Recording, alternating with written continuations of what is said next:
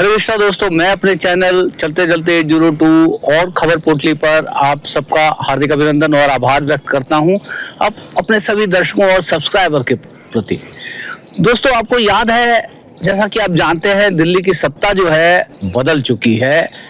11-12 साल तक लगातार दिल्ली की सत्ता पर काबिज होने के बाद अभी जो कुछ समय पहले 8 फरवरी को जो चुनाव के नतीजे आए दिल्ली सरकार के, उसमें आम आदमी पार्टी बुरी तरह से हार गई और 27 साल के बाद भारतीय जनता पार्टी दिल्ली की सत्ता पर काबिज हुई।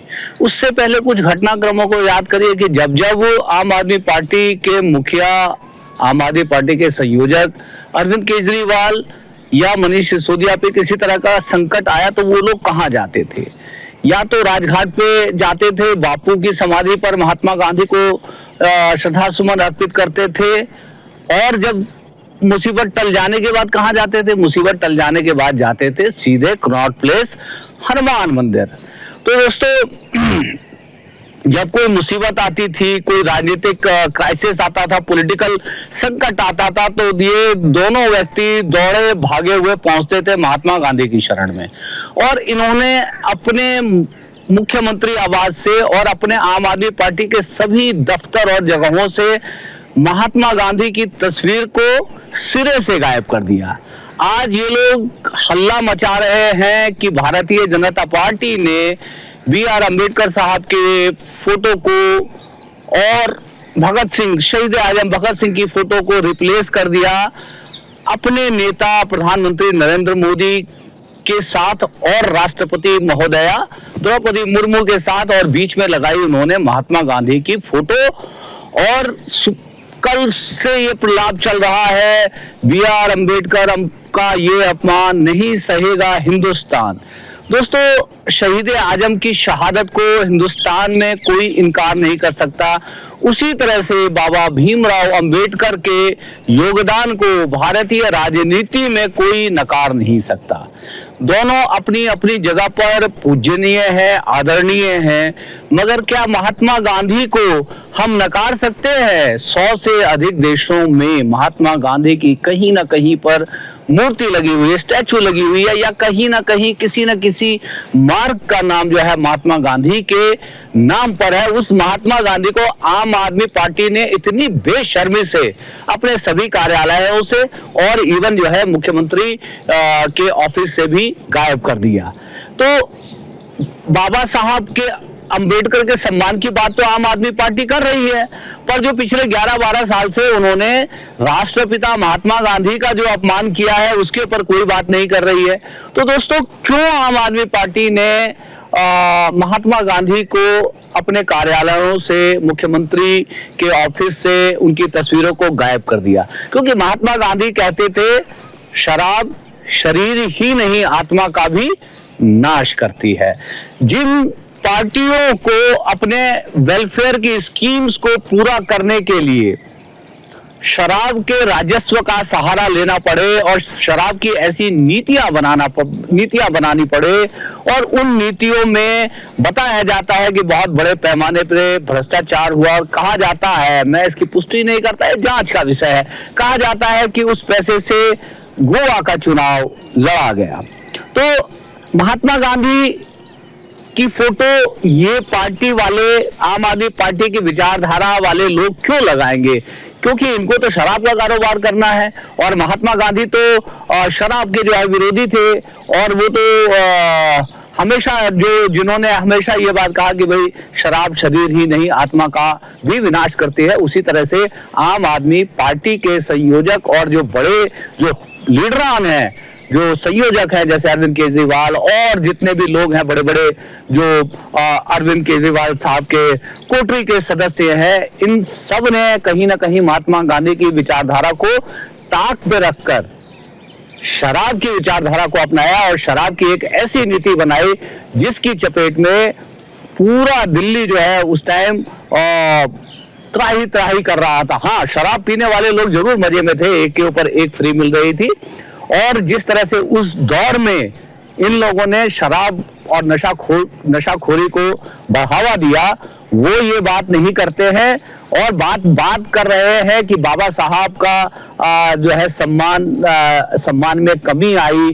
भारतीय जनता पार्टी ने अब मुख्यमंत्री के ऑफिस से वहां से तस्वीर शिफ्ट कर दी, जबकि बताया जाता है कि उन्होंने फ्रंट पे जो फोटो लगाई है, जिसमें एक नरेंद्र मोदी साहब की फोटो है जो भारत के वर्तमान प्रधानमंत्री हैं, और जो है एक तरफ द्रौपदी मुर्मू की फोटो है जो वर्तमान की राष्ट्रपति हैं, और बीच में जो है हमारे राष्ट्रपिता महात्मा गांधी की फोटो है। तो दोस्तों, हम इस बदलाव को इस तरह से भी देख सकते हैं कि भारत के एक राज्य दिल्ली में आप नरेंद्र मोदी की फोटो मत देखिए ना, आप इस देश के प्रधानमंत्री की एक तरफ फोटो लगी है, एक तरफ जो है देश के राष्ट्रपति की फोटो लगी है, बीच में जो है राष्ट्रपिता की फोटो जो है लगी है। आप उन फोटो के नाम भूल जाइए कि वहां पे मोदी जी की फोटो लगी है, द्रौपदी मुर्मू की फोटो लगी है। और वहीं पर ऐसा नहीं है, फ्रंट में भले ना लगी हो, क्योंकि कोई भी राजनीतिक पार्टी, मैं बार बार इस बात को कहता हूं कि इस जो चुनावी राजनीति में ऐसी कोई भी पार्टी नहीं है जो बाबा साहब भीमराव अंबेडकर को इग्नोर कर सकती है, या बाबा साहब भीमराव अंबेडकर के असम्मान में यदि वो कुछ भी कहेंगे तो कहीं ना कहीं उनकी चुनावी राजनीति को ही नुकसान होगा। तो आज जिस तरह से हंगामा बरपाया जा रहा है आम आदमी पार्टी के द्वारा, मैं इस हंगामे का बिल्कुल भी समर्थन नहीं करता कि जिन्होंने जो है राष्ट्रपिता का इतने साल से लगातार अपमान किया है, वो बाबा साहब के बारे में जो है कह रहे हैं कि बाबा साहब का अपमान हुआ है। सभी राजनीतिक पार्टियों ने, मैं सभी का नाम ले रहा हूँ, चाहे वो कांग्रेस हो, भारतीय जनता पार्टी हो, चाहे आम आदमी पार्टी हो, चाहे सपा हो, चाहे बसपा हो, चाहे और अन्य पार्टी हो, सबने बाबा साहब भीमराव अंबेडकर के नाम को खाली चुनावी राजनीति और वोट पाने का एक यंत्र बना के रखा है। कितने लोग उनकी विचारधारा पे चल रहे हैं, जबकि बाबा साहब जो है उन्होंने हमेशा ये कहा कि आप जो है मेरी पूजा मत करिए, किताबों को पढ़िए, शिक्षित बनिए, संगठित बनिए। पर क्या बाबा साहब के बताए हुए रास्तों पे लोग चल रहे हैं? तो ये जो हंगामा बरपाया हुआ है। दूसरा ये है कि दोस्तों, आप इस तरह से इस बात को समझिए कि ये जो दिल्ली विधानसभा को आप एक घर समझ लीजिए, और ये किसी का स्थायी घर नहीं है। स्थायी मतलब परमानेंट घर नहीं है, अस्थायी घर है, यानी टेम्परेरी घर है।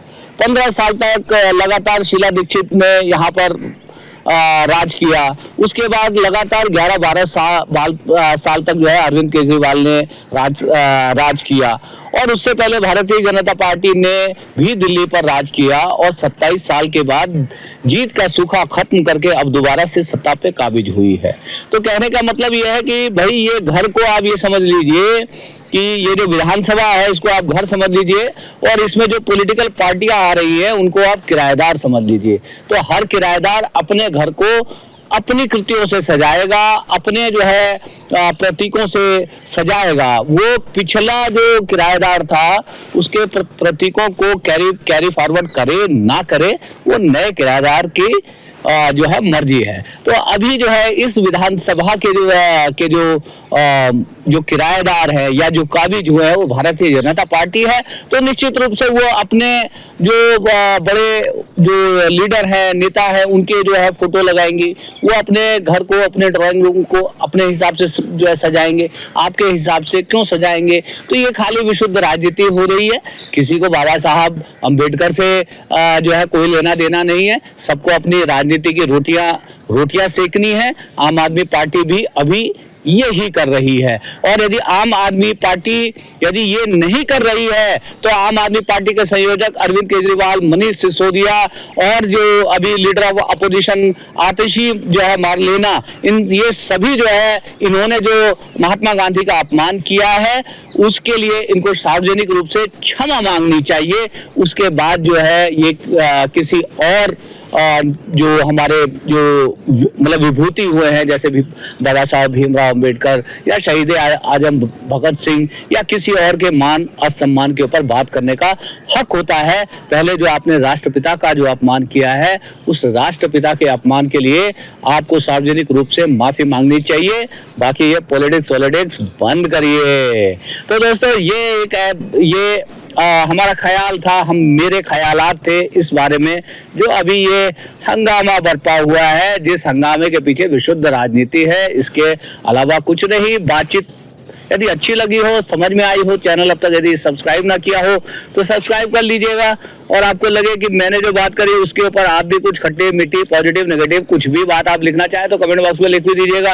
और आपको लगे कि मैंने जो ये बातचीत करी है ज़्यादा से ज़्यादा लोगों तक पहुंचे तो शेयर भी कर दीजिएगा। आप सभी का दिन शुभ हो। विदा लेता हूँ। कैमरे के पीछे से मेरे सहयोगी आशीष झा, और इस टाइम खड़े हैं हम इस्कॉन मंदिर के ठीक पीछे आस्था कुंज, दिल्ली से। आप सभी को नमस्कार, प्रणाम। चलते हैं, अभी चलते चलते किसी और बातचीत पे आपसे दोबारा जो है मुलाकात होगी। हरे कृष्णा।